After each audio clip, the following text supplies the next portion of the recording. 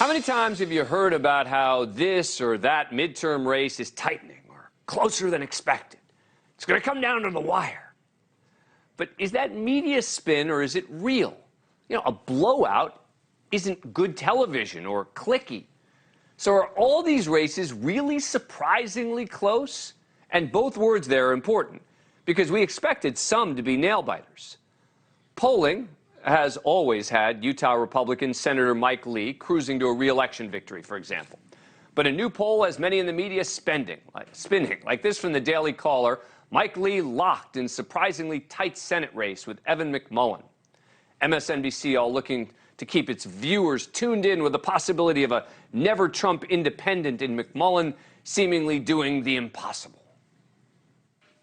Still ahead, he's a former Republican challenging a sitting Republican senator, and the race is much closer than you might think. Utah Independent Senate candidate Evan McMullin joins me live. That's next. Don't go away. Much closer, much closer. But the segment in the article highlighted a Deseret News Hinckley Institute of Politics poll that has McMullin down only 4 points, with 12% of voters undecided. But in reality, it seems the race isn't that close. 538's weighted aggregate poll, which gives added credence to surveys which have more accurate track records and aggregates them, has always had Senator Lee with a significant lead, which currently stands at 7.7 points. Another example in New Hampshire, where the Senate race between Democrat, the incumbent Maggie Hassan, and Republican challenger Don Bolduc has always been seen as an uphill climb for the GOP. The Washington Times published an article titled "New Hampshire's Senate Race Could Be More of a Nail-Biter for Democrats Than Expected," citing a Trafalgar Group survey that has Hassan with a 3-point lead within the margin of error. Fox News host Laura Ingraham appears to have seen the article and offered some hope. So she moved to help boost the Republican candidate on her show last night. She's only holding about one campaign event a week. I kid you not. And of course, she won't agree to debate her challenger, Don Bolduc. Hey, Mags, the state motto is live free or die, not let's flee and duck. See, the minute it becomes supposedly close, Fox will weigh in, try and help the Republican. But the 538 weighted aggregate has always said Hassan maintaining a lead, currently up 7.8 points. In Texas, the Daily Kos, a liberal blog, blared the headline, "New polling of Latino voters in Texas has some encouraging news for Beto O'Rourke." They cited a poll that found 51% of likely Texas Hispanic voters intend to vote for Democrat Beto O'Rourke in the race for governor, while 39% intend to vote for Abbott. The local station ran with a Marist poll that has O'Rourke trailing by just 4 points.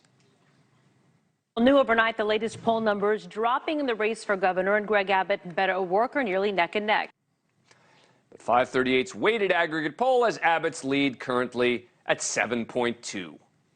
The list goes on and on. I mean, Michigan Governor Gretchen Whitmer has always held a commanding lead over her Republican challenger, Tudor Dixon. Nevertheless, the Washington Examiner publishing a piece, "Whitmer's lead in Michigan governor's race tightens as Election Day nears." They compared two different polls that showed Dixon had closed the gap from 17 to 6. But again, the weighted aggregate shows Whitmer continuing to hold a lead of about 11 points. Even in New York, a Democratic stronghold, a local station spotlighting a poll to give a little bit of hope, keeping the governor's race close. Controversial new poll has Republican gubernatorial candidate Lee Zeldin within striking distance of Governor Kathy Hochul. In this poll, the governor leads Zeldin by just under 2 points, 44.5% to 42.6. Now, this is according to the Trafalgar Group poll, which also shows some surprising results in the Attorney General's race. It has Michael Henry, the Republican challenger, leading Attorney General Tish James. Political experts take issue with the poll, saying it oversamples white voters who are more likely to vote for Republicans. 538's aggregate has Hochul up by 14 points. Now, look, to be clear, some races are truly very close, like Democrat Tim Ryan and Republican J.D. Vance's battle for the open seat in Ohio. Vance seems to be ahead. But Nevada Senator Catherine Cortez Mastro's reelection bid against Republican Adam Laxalt, both are expected to be close. Now, you know, many accuse the media of turning politics into sport. But it appears maybe they aren't all wrong, because after all, no one wants to watch a blowout. Joining me now is Mark Blumenthal, who spent decades as a pollster and is currently a pollster at Mystery Pollster. Thanks very much for coming on the program. Appreciate it. All right, so how much of this is just media amplified nonsense, and how much of this is that actually things do get closer as you get closer to the actual election? It depends in part on which this you mean.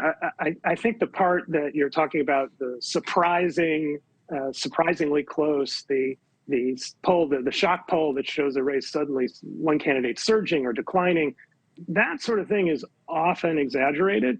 You know, you talk about what reporters do. Reporters want to report something new, so they look for. You know, it is not fun to write a story that says, here's another poll that shows the same thing as the last 8, right? Or that's within range of the last 8. You know, my quarrel, which might be a little different than yours with polling, is that media coverage is that we'll grab at the outlier, which sometimes is just fluky or wrong, and maybe we should be paying less attention to it because it's so different. Sometimes it can be a harbinger of something happening. We sometimes reach for a comparison. At least one of those articles you pulled up had a result for the Michigan race where the poll wasn't really all that out of line. It was one of the sort of closer, but there had been previous polls that were in that range, and there had been previous polls that gave you know, the governor a much bigger lead. Right.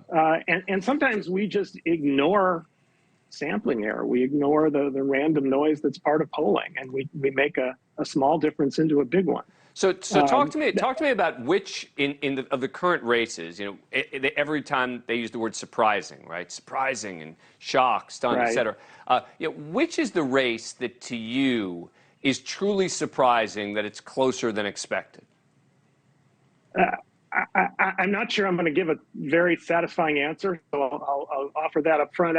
I think I want to grab like one that you offered as surprisingly close.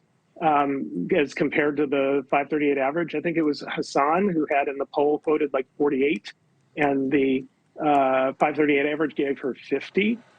That you know, the margins looked different. Yeah. It was more like, I think it was 7 or 8 versus 3 or 4. You're right. This is not very satisfying. Is there? This is not satisfying at all. Is there not one that you can say it's closer than you actually had expected it would be? I tend to think races that have been close historically will be, but yeah. You know, people have pointed to Pennsylvania, I think, and said things are closer than they thought they would be a few months ago when there was a Republican candidate floundering. Yeah. One of the reasons that happens in polling, and that's not an unusual pattern, is that when you have, you know, one candidate who's been getting a lot of bad news, or alternatively, a challenger to an incumbent who's not particularly well known, that candidate may not be getting the 95 or more % of their party's voters the way they'll probably end up getting. And so those races often close up. State like Pennsylvania's had close statewide races for the last, I don't know, 6-10 years. Yep. And it's not terribly, I'm not shocked that that's getting closer. I think a lot of people are. Yeah. Mark Blumenthal, thank you for coming on the program. Appreciate it. Thank you for watching. Go to newsnationnow.com to find NewsNation on your cable provider. And don't forget to click the red subscribe button below to get more of NewsNation's fact-driven, unbiased coverage.